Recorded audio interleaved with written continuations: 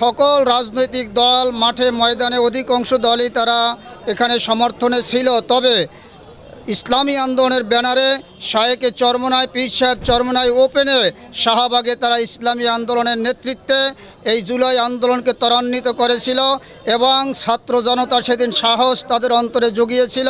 ইসলামী আন্দোলন বাংলাদেশ, এজন্য ইসলামী আন্দোলন বাংলাদেশের নেতৃত্বে এদেশে আসলে একটা বিপ্লবের প্রয়োজন। সেই বিপ্লবের জন্য এবং জুলাই সনদের বাস্তবায়নের জন্য, গণভোটের বাস্তবায়নের জন্য আজকের আমরা এই আন্দোলন করেছি।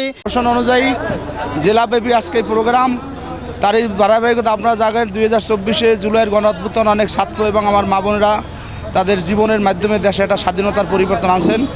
আজকে পীর সাহেব চরমোনাই নেতৃত্বে ইসলামী আন্দোলন বাংলাদেশের নেতৃত্বে সারা দেশে একটা গণ অভ্যুত্থান হয়েছে। জেলাব্যাপী আজকে প্রোটোকলে আমরা হাজার হাজার লোক নিয়ে ময়দানে আসি। আমাদের দাবি যেই কারণে ছাত্ররা রক্ত দিয়েছে, জীবন দিয়েছে, সেই অবস্থান পরিবর্তন, বিশেষ করে জুলাই সনদ বাস্তবায়ন। যদি জুলাই সনদ বাস্তবায়ন না হয়, পীর সাহেব চরমোনাই নেতৃত্বে আমরা দুর্বল গতিতে আবার আন্দোলন করব।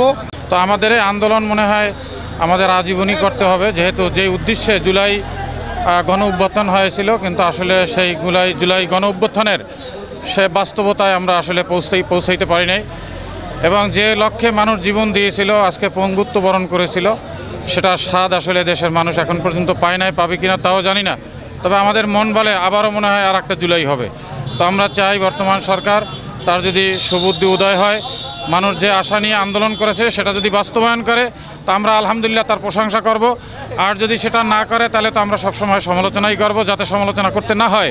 সেজন্য আমরা সরকার বাহাদুরকে বলবো যে আপনি যেই আশা আপনার দেশের মানুষ চায়, যেই আশা নিয়ে আপনাকে ক্ষমতায় বসাইছে, সুতরাং সেই আশার আপনি প্রতিফলন বাস্তবায়ন আপনি ঘটান, এই আহ্বান সরকারের প্রতি জানাবো।